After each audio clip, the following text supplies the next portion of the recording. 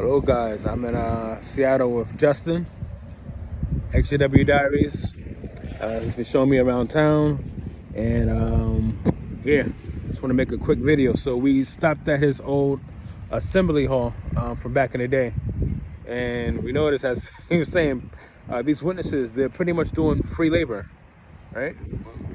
Yeah, bunch of people out there doing lawn work, mowing the lawn, leaf blowing, all to get ready for the next event. Are they getting paid for it? Of course not. Of course not. If anything, at the most, if they're pioneers, they can use it as time. Since pioneers are still required to turn in their time. But that's about all they're getting out of that. Free labor and nothing to show for it. That's right, exactly, right? And also, the things that you do get for it, you get recognition, right? It's all about titles. So these people could put this on their report cards and say, oh, I did this for the congregation, I did that for the organization, I helped out with the assembly, I helped out with the conventions, right? We have all these titles, all these labels, and for what? For what? At the end of the day, when you go to the meetings time after time, they say, oh, we're receiving more and more information, we're getting more new light. When in reality, you hear the same mumble-jumble talks. You don't hear nothing new at the meetings anymore. You hear the same information. The format, the style might be a little different, but when me and Justin saw these witnesses earlier at the assembly, we said, what are they doing this for? What is the end game, right? So, got anything else to say? I'll just say another thing that we do it for, because back in time, probably about 7-8 years ago, that was me out there doing the lawn work, doing the cleaning, and you're out there for the full day. Promise you, for the full, and they're not going to feed you either. You're out there for the full day doing all that cleaning. And another reason that they do it is because they feel that it's like you're dropping in spiritual coins into your spiritual piggy bank. You think this is giving you more points with Jehovah, that there's a better chance that the end were to come tomorrow, that you're going to get in, because Jehovah's going to be like, oh, yes, you're a sinner and whatever, but you went and did this work for my property the other day, so that's going to get you over that line. And with that mentality, that's the mentality of you're never doing enough, you're never going to be good enough, and so they have you doing all this extra stuff to try to prove your worth. What they don't teach you is to seek work within, the self-acceptance. Exactly. And one other point we was talking about too, how being in this organization, doing all this for the organization really is detrimental to your mental health. Now, a lot of times, a lot of witnesses suffer with anxiety, depression, other sorts of mental illnesses, right? And little do they know that the irony is that it's all coming from the very thing that they believe in. They believe that this organization is there to save them, when in reality, it's causing them to have all these mental health issues, right? So, ironically, being in an organization really is detrimental to your health. It really does deteriorate you mentally, emotionally. And me and Justin also, we was talking how it could also affect you physically. Yeah. It could leave you drained, as Justin said earlier. He felt like he was drained when he was going to the meetings, especially in the waking up process, right? Yeah. And me, I had my issues physically as well when I was at the meetings. And it's crazy how, it was bizarre how something that's emotionally and mentally that can affect you emotionally and mentally can also affect you physically. They all work hand in hand with each other. Yeah. That's the mind-body connection, man. That's just the proof of it.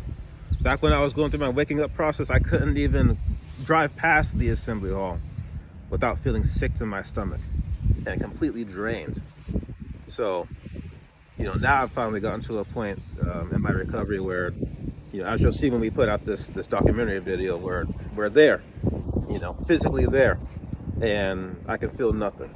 I can feel nothing but, if anything, feel awareness of what's going on inside, and feel empathy for the people that don't have that awareness, that have to go to that assembly hall, that have to go there and clean it, that have to go there for the assemblies. Now they hold conventions there now. have to go there for those events and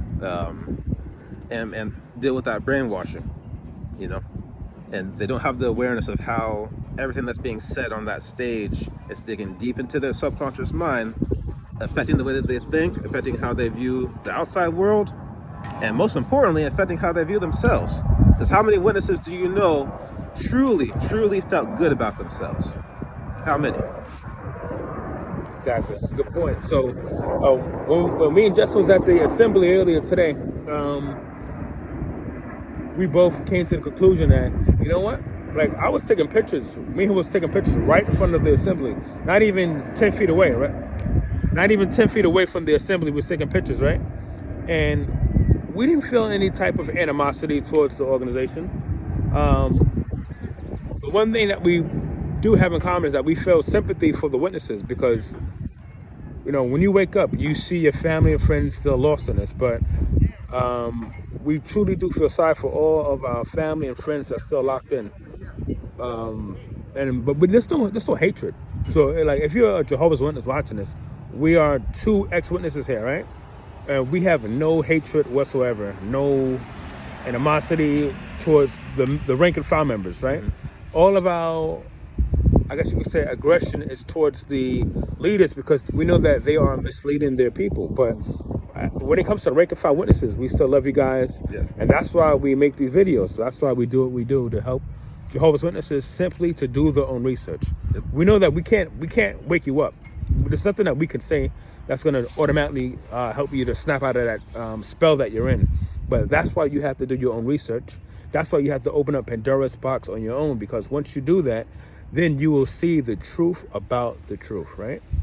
I'm gonna wrap this video up, but Justin, any last words? Or yeah, just to piggyback off of what he was saying, there's no hatred. In fact, when we did the protest last year, the Be Free 2023, it really opened my eyes, actually, to the fact that, you know, as ExJWs, activists, whatever you want to call it, a lot of the work that we do, at least 50% of it, is actually fighting for the witnesses, not fighting against them, fighting for them. When I was out in DC doing the protest, I was fighting for the witnesses. Yes, we were trying to bring awareness to the things that are going on in the Watchtower that need to be exposed, but we're also fighting for the people that will never wake up, because there are for sure people out there, doesn't matter what we show them, doesn't matter what they come across, they are generations deep, and they won't wake up. They just won't. And so for those people and their children, we're fighting for them to hopefully push the Watchtower to change their rules, to make things safer and more healthy for the people that are stuck in, that won't be able to leave. So again, no aggression, no hatred towards the rank and file. You know, we're fighting for you guys, really. Exactly. Just keep that in mind. We love you guys. We're always here for you. We know how it is. We was once in your shoes, so we know exactly how it is to be a bit timid when it comes to being open-minded as a witness, right? It's a gradual process. Little by little, you allow yourself to do your own research, right? But like Justin was saying, you know, we're here for you guys. That's why we're having these. That's why we have these videos. That's why we have the protests, because we're here to fight for Jehovah's Witnesses, not against, for. There's a difference, all right? So I'm gonna end this video on that note. But before I end this, anybody in the Seattle area, I'm having a meetup tomorrow. Feel free to email me, JeronBenton@gmail.com. So we're gonna have a meetup tomorrow, May 31st, at Alki Beach, Alki, right? Alki, sorry, Alki Beach in the Seattle area, 1 p.m. Tomorrow, Friday, May 31st at 1 p.m. All right. Fire Tacos. Fire Tacos is the name of the restaurant. All right, guys. I'm gonna end this video on that note. We love you guys. Take care.